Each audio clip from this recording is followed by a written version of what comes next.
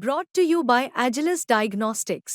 Health test की बात आती है तो मैं भरोसा करता हूँ India's largest diagnostics company Agilus Diagnostics. खुद को टेस्ट करते रहो। देखिए, ये मुरादाबाद का इतिहास रहा है कि जो जितना शोर मचाता है वो आखिर में जाके उतना ही खामोश हो जाता है। तो जो वोटर्स हैं वो लाख ये कहें कि हम विकास के नाम पे, स्वास्थ्य के नाम पे या शिक्षा के नाम पे वोट दें, लेकिन ऐन मौके पे जो वोटिंग होती है वो हिंदू मुस्लिम के नाम पे होती है।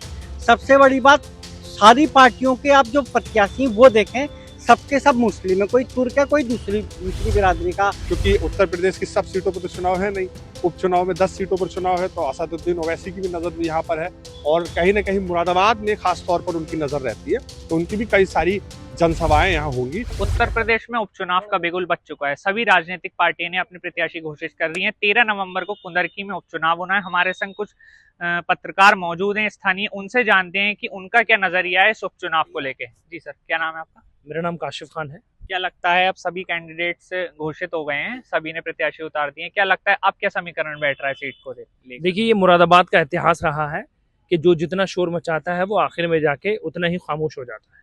तो ऐसा नहीं है कि आप समझ रहे हो कि किसी भी राजनीतिक पार्टी का आदमी शोर मचा रहा हो तो वो जीतेगा।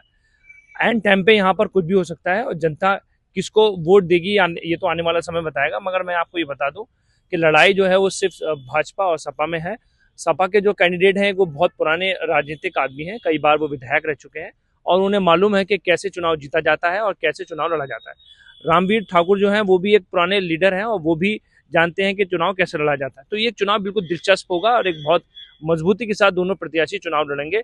मगर हार और जीत का फैसला तो अंतिम समय में पता लगेगा, क्योंकि वहाँ की जनता जो है वो किस वक्त किस पे वोट देगी ये तो आने वाला टाइम बताएगा। बसपा और AIM के जो प्रत्याशी हैं उनका कुछ नहीं भाई, ये तो सिर्फ चुनाव जो भाजपा और सपा का है सिर्फ। जी सर, क्या नाम है आपका? दीप जोशी। क्या लगता है, अब सभी कैंडिडेट अनाउंस हो गए हैं, अब क्या लगता है स्थिति क्या है कुंदरकी की? देखिए, कुंदरकी के या फिर मुरादाबाद के तो जो वोटर्स हैं वो लाख ये कहें कि हम विकास के नाम पे, स्वास्थ्य के नाम पे या शिक्षा के नाम पे वोट दें, लेकिन ऐन मौके पे जो वोटिंग होती है वो हिंदू मुस्लिम के नाम पे होती है। सबसे बड़ी बात, सारी पार्टियों के आप जो प्रत्याशी वो देखें, सबके सब मुस्लिम है, कोई तुर्क है, कोई दूसरी बिरादरी का। अब जो पार्टियां, उनके पास सबसे बड़ी बात ये रहेगी, सबसे बड़ा मुद्दा ये रहेगा कि वोटों का ध्रुवीकरण वो कितना रोक सकते हैं, क्योंकि सारे प्रत्याशी में इकलौते प्रत्याशी हिंदू जो हैं वो रामवीर सिंह है। और सबसे बड़ी बात, रामवीर सिंह भाजपा के जो हैं उनके पास मुस्लिम वोटर भी काफी बड़ी तादाद में है। तो सबसे बड़ा सवाल ये यहाँ पे है कि वोटों का ध्रुवीकरण रुक पाएगा या नहीं रुक पाएगा। हालांकि पिछला जो चुनाव इतिहास रहा वो सपा का इतिहास रहा, सपा यहाँ पे जीती है, लेकिन इस बार जो समीकरण देखने को मिल रहे हैं वो बिल्कुल अलग है। और सबसे बड़ी बात, भारतीय जनता पार्टी का इस बार रालोद भी है, RLD भी है, तो किसान वोट मूढ़ा पांडे से लेके कुंदरकी तक बहुत बड़े लेवल पे है। वो वोट कहाँ पे डाइवर्ट होता है, सबसे बड़ी बात ये। अच्छा, जो तुर्क बिरादरी एक्स फैक्टर मानी जाती है वो किस साइड दिखा रही है? क्या AIM के जो प्रत्याशी अपनी तरफ कुछ वोट लेके जा सकते हैं? देखिए, निश्चित तौर पर कम से कम कितने भी वोट लेके जाएं, AIM भी ले जाएगी, बसपा भी ले जाएगी, आजाद समाज पार्टी भी ले जाएगी, सबके सब मुस्लिम प्रत्याशी। सबसे बड़ी बात यहाँ पे ये है, आजाद समाज पार्टी जो दलित वोट है वो अपनी तरफ कितना खींच पाती है, क्योंकि पिछले कुछ समय से आप देख रहे होंगे जो SC वोट है वो भाजपा की तरफ डाइवर्ट हो रहा है। लेकिन चंद्रशेखर आजाद और बसपा के यहाँ चुनाव लड़ने से दलित वोटों को अगर भाजपा रोक पाती है दूसरी तरफ डाइवर्ट होने से, तो भाजपा को जीतने से कोई नहीं रोक सकता। और अगर जो तुर्क बिरादरी के वोट है, मुस्लिम वोट है, वो AIM बसपा और सपा में बढ़ जाते हैं, तो फिर इसका सीधा फायदा भाजपा को देखने को मिल सकता है। निश्चित तौर पे ये सबको पता है, उसका सीधा फायदा भाजपा के प्रत्याशी और भारतीय जनता पार्टी को मिलेगा। सबसे बड़ी बात जो मैं पिछले कई महीनों से देख रहा हूँ, Bharatiya Janata party ground level पे बहुत ज्यादा मेहनत कर रही है। अभी तक किसी पार्टी का कोई बड़ा नेता यहाँ पर नहीं आया, लेकिन भारतीय जनता पार्टी के मुख्यमंत्री से लेके तमाम कैबिनेट मंत्री लगातार मुरादाबाद आ रहे हैं और वो कुंदरकी विधानसभा में अपनी रैलियां या जो भी उनके प्रोग्राम होते हैं वो करते हैं। लगातार उनके कैबिनेट मंत्री कुंदरकी विधानसभा को लेके तैयारी में जुटे हुए हैं सबसे पहले से। इसका फायदा उन्हें विधानसभा उपचुनाव में जरूर मिलेगा। जी सर, क्या नाम है आपका? मेरा नाम शाहनवाज है।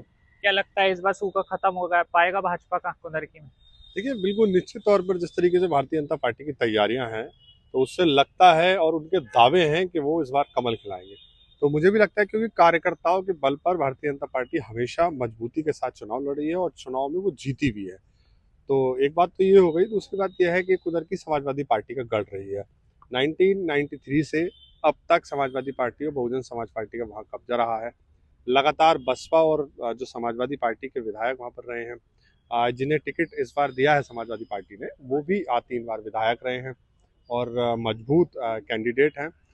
लेकिन जो भारतीय जनता पार्टी ने इस बार प्रत्याशी बनाया है ठाकुर रामवीर सिंह को, वो भी बहुत ज़्यादा मजबूत है। उनके बारे में कहा जाता है कि मुस्लिम वोटों का जो जुड़ाव है उनके साथ बहुत है, क्योंकि आप इस बात से अंदाज़ा लगा सकते हैं कि 2012 से लेकर अब तक जितने चुनाव विधानसभा में हुए हैं उसमें ठाकुर रामवीर सिंह 2 चुनाव लड़े हैं और जो लास्ट वाला उनका चुनाव था वो समाजवादी पार्टी के जो पूर्व विधायक है, जिन्हें अभी समाजवादी पार्टी से टिकट मिला है हाजिर रिजवान, उनसे उनका मुकाबला था और उन्होंने 1 लाख वोट उसमें लिए।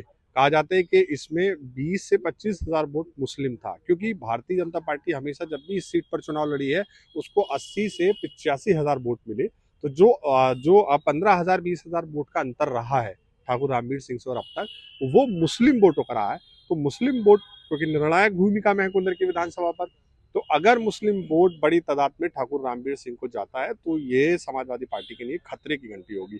और दूसरी बात यह है कि आजाद समाज पार्टी ने अपना प्रत्याशी ओबीसी बिरादरी का जो है वो उतारा है। समाजवादी पार्टी का जो कोर वोटर है और जो यहाँ के जो पूर्व विधायक है वो अपना कोर वोटर हमेशा जो बताते हैं वो ओबीसी बिरादरी के वोटर को बताते हैं, लेकिन आजाद समाज पार्टी ने ओबीसी कैंडिडेट उतार दिया। वो भी कहीं ना कहीं समाजवादी पार्टी को बड़ा नुकसान देगा।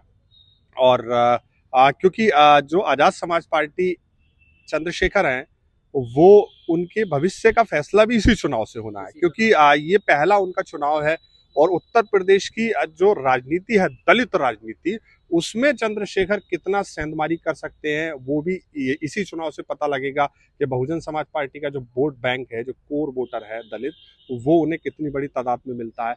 और कई सारे फैक्टर हैं। एक तुर्क बिरादरी का आप कह सकते हो, क्योंकि 2 कैंडिडेट है तुर्क बिरादरी का। एक बहुजन समाज पार्टी से जो रफतुल्ला और छिद्दा नेता है, संबल के बड़े नेता हैं, 5 बार चुनाव लड़ चुके हैं, 5वां चुनाव है उनका। दूसरा हाफिज बारी से 17,000 वोट उन्होंने पिछली बार चुनाव में AIMIM से लिए हैं। अब क्योंकि उत्तर प्रदेश की सब सीटों पर तो चुनाव है नहीं, उपचुनाव में 10 सीटों पर चुनाव है, तो असदुद्दीन ओवैसी की भी नजर यहाँ पर है और कहीं ना कहीं मुरादाबाद में खास तौर पर उनकी नजर रहती है। तो उनकी भी कई सारी जनसभाएं यहाँ होंगी और उनकी जनसभाओं के बारे में आपको पता है, आप भी पत्रकार हो, उनके अधिकतर आपको जानकारी है कि उनकी जनसभा कहीं ना कहीं जो फर्क डालती है। तो मुस्लिम वोटों पर जितना फर्क पड़ेगा भारतीय जनता पार्टी उतनी मजबूत होगी। और मुझे लगता है कि कुंदरकी में जिस तरीके से भारतीय जनता पार्टी के लोग दावा कर रहे हैं कि कमल खिलाएंगे, तो वो दिन दूर नहीं अगर समाजवादी पार्टी इस वोटों को, अपने जो मुस्लिम वोटर्स हैं, इनको समेटने में कामयाब नहीं हुई तो कमल यहाँ खिल सकता है। जी, क्या नाम है सर आपका? अविनाश कुमार। अच्छा, क्या लगता है, पहले भाजपा कह रही थी मुस्लिम कैंडिडेट उतारने को, लेकिन जैसे कि बताया कि रामवीर सिंह जो हैं, ठाकुर रामवीर सिंह, वो भी मुस्लिम वोट्स कैप्चर करने की ताकत रखते हैं, तो क्या ये भी वजह हो सकती है उनको टिकट देने की? जी हाँ, बिल्कुल ये एक बड़ी वजह हो सकती है, क्योंकि ठाकुर रामवीर सिंह इस क्षेत्र में काफ़ी समय से सक्रिय है, जनता के बीच काफ़ी लोकप्रिय है, मुस्लिम लोगों के काफ़ी चहेते हैं।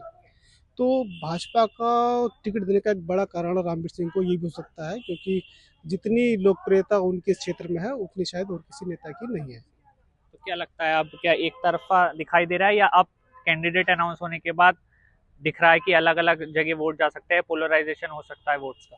देखिए, चुनाव इस बार काफ़ी रोमांचक है, क्योंकि सबसे बड़ी बात यह है कि जितने भी बाकी कैंडिडेट हैं पार्टियों के, वो सभी मुस्लिम हैं, लेकिन जो है सिर्फ भाजपा ने ही बीजेपी प्रत्याशी को उतारा है। तो कहीं ना कहीं इसका फ़ायदा बीजेपी को बहुत ज़्यादा मिलेगा और ये भी देखा जा सकता है कि कहीं ना कहीं वह एक बड़ी जीत भी दर्ज कर सकते हैं। तो ये थे हमारे संग कुछ पत्रकार जिन्होंने कुंदर की सीट को लेकर अपना समीकरण बताया कि किस तरीके से ये चुनाव खास होने वाला है, एक तरफा चुनाव नहीं होने वाला है यहाँ पे, और अगर वोट का पोलराइजेशन होता है तो इसका सीधा सीधा फायदा बीजेपी को देखने को मिल सकता है। मुरादाबाद से जगत गौतम, यूपी तक।